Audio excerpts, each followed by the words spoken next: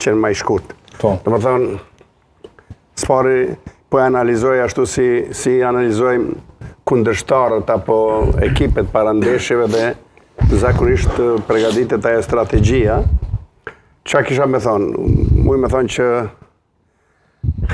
vetëvendosja si subjekt politik ishte vetëmi subjekt që pati mundësi me propozu 2 kandidat, Po. sepse kishte në shkrimin për 2 kandidat. Ofroi mundësin për subjektin e dytë, Partinë Demokratike, 10 nënshkrime, që ata 20-30 nënshkrime, ofroi nënshkrime për presidenten aktuale, ofroi nënshkrime për LDK-n, sepse të gjithë pat mundësi, edhe ofroi nënshkrime për të gjithë që të sjellin kandidat i cili do të jetë i pranueshëm për të gjithë dhe ta zgjedhin presidentin. Domethënë, vetëvendosja u tregu shumë korrekt në këtë drejtim dhe ka qenë e hapur dhe e gatshme që të zgjedh presidentin. Pse s'u arrit zgjidhja? Ta përfundoj analizën nëse më lejon. Mandej, në anën tjetër, shkurt, në anën tjetër, PDK-ja ishte shumë e qartë. Nuk ka vot për presidentin aktuale. Kjo ka qenë qëndrimi tyne. Unë sa kom qenë aty. Këte e di sakt. Dhe ata ofronin 2 emra të cilët nuk ishin emra, vetëm se kërkonin 2 përfaqësues për president, 2 emra të cilët më vonë do t'i tregojnë gjatë votimit. Kjo i bie edhe talçon lojën, edhe plus vetë sa gola dëshiron me i marrë. Kjo nuk ndodh, edhe pse është e denueshme, sepse kundërshtari nuk duhet me lëshu, sepse mundet me denu për shkak lojës, dhe kjo nuk shkon kështu, edhe kjo as pak nuk ishte moment. Në anën tjetër, po ishte nga kandi sportiv, me që më tha.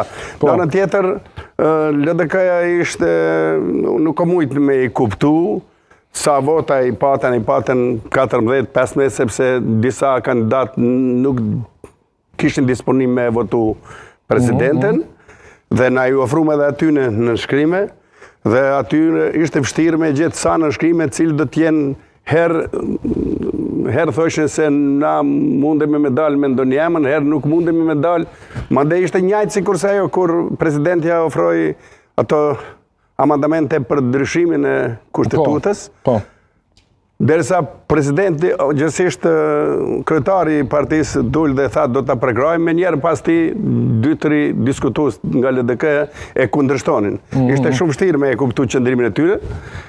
Në anën tjetër, presidentja tashti me që analizojmë LDK-n, PDK-n edhe presidentin, presidentja në ditën e fundit ofroi ndryshimet në amandamente, ndryshimet kushtetuese, të cilët vetëvendosja i pranoi dhe ishin në rënditës, keni pa a kalun, nuk kalun, dhe krejt që ka ndodhi gjatë votimeve, të 2 parti lëshun nuk morën pjesë fare në kuvendi, nuk ishin prezent.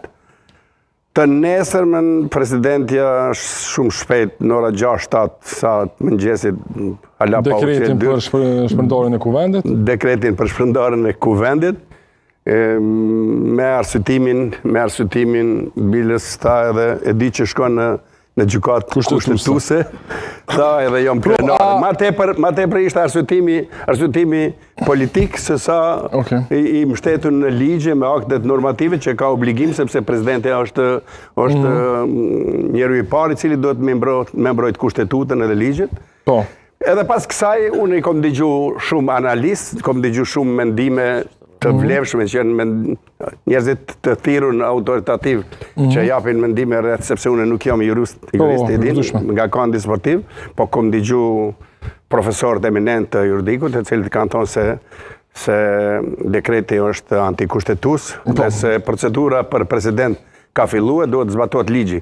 Me fjalë tjera, kjo është krejt ajo që unë kom pa, edhe unë po mendoj që tashti janë është të gjykata kushtetuese. Artimi është jurist, po po kthehemi tek sporti, prof na dha një rezume këtë asaj që ka ndodhur, na dim po a do të ketë zgjedhje po jo.